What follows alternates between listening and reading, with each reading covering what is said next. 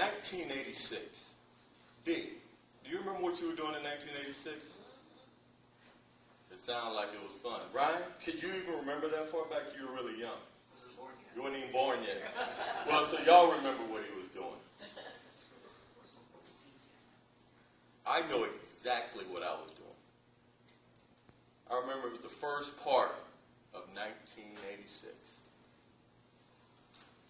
I was 6'2", 135-pound, fine man. I was the envy of all the men, and the women were swooning. At least that's how I saw myself.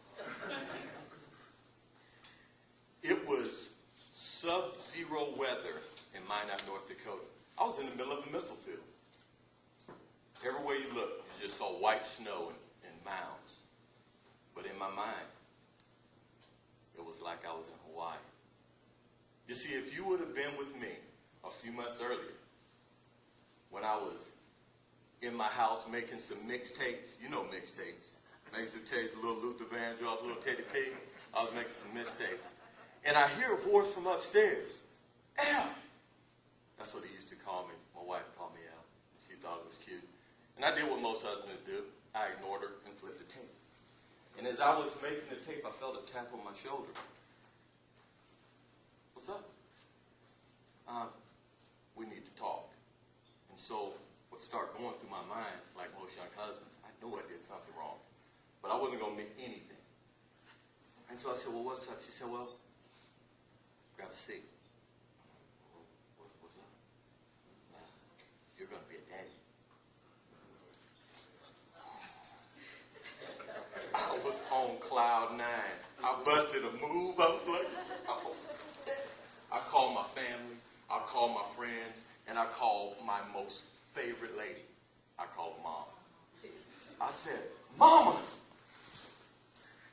Yes, baby. I'm going to be a daddy. I'm going to be a daddy. She said, oh, that's all right, baby. I can't wait to see it. I can't wait to see it. I was so excited. I was just like floating on cloud 10. I left 9 in the dust a long time ago. I was so excited. And then so like every month I would call my mom and we'd be talking. And here it comes, in January. I call her, yeah, I'll be home, I'll be there. She said, come on, see me. I said, let's just wait, Mom, because in the spring, I'm going to go, and you're going to have your grandbaby, you're going to have me, and it was going to be awesome. The latter part of February, I got a phone call from a family friend, and she was like, hey, when you coming home? Come in the spring. This lady used to like me, named Carla. She was the one that dumped me when we were supposed to go to the prom, but I'll tell you that story later. But she said, when you coming home? I said, well, I'm bringing my wife and my new baby home in the spring to see my mom. And so I was just talking. I talk sometimes. And she said, yeah, come on home. Your mom misses you. I'm like, psh. She tripping. She just want this grandbaby. I'm grown now. And so now she wants somebody she can spoil. And so I didn't notice that pregnant pause.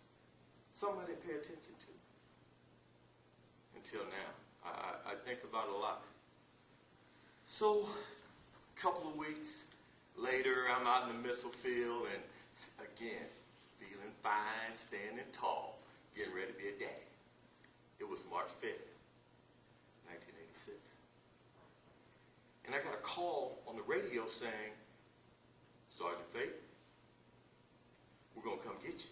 So my son was due on the 15th of March. I remember 15th of March because it was payday. I used to remember all the paydays. I had those things booked out. So I'm thinking, okay, it's the 5th of March. I'll get to go in early. That's cool.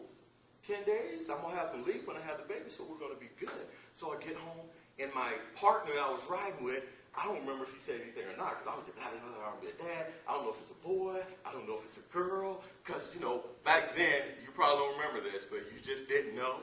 And there wasn't like a cell phone that you can just call people and say, hello, is it a boy or girl? I didn't get that, so I came in. We were just rolling. And it felt like it was a 5-minute ride. Got into the squadron. I walked in, strolling. I had the cool brother walk going. Then my flight chief was standing over there looking at me, right? So I'm walking up with a big Kool-Aid smile. What's up, sir? How you doing? He didn't smile back. He said, so in fact, I need your weapon.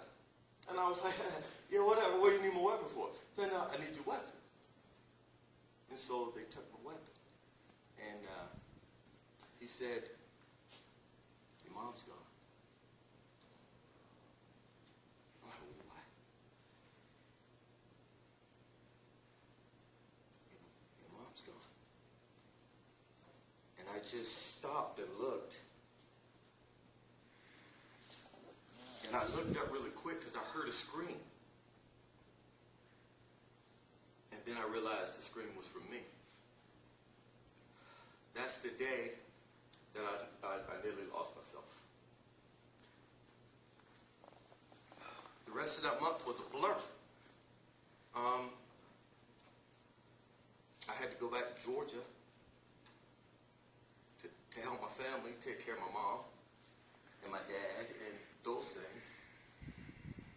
But I had to be in North Dakota to be a husband and a father.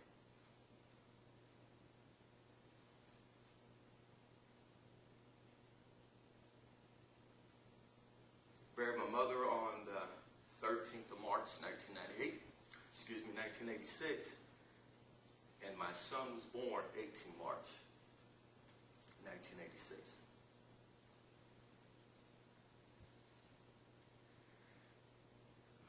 I held him in my hands. I loved him. But I had lost so much.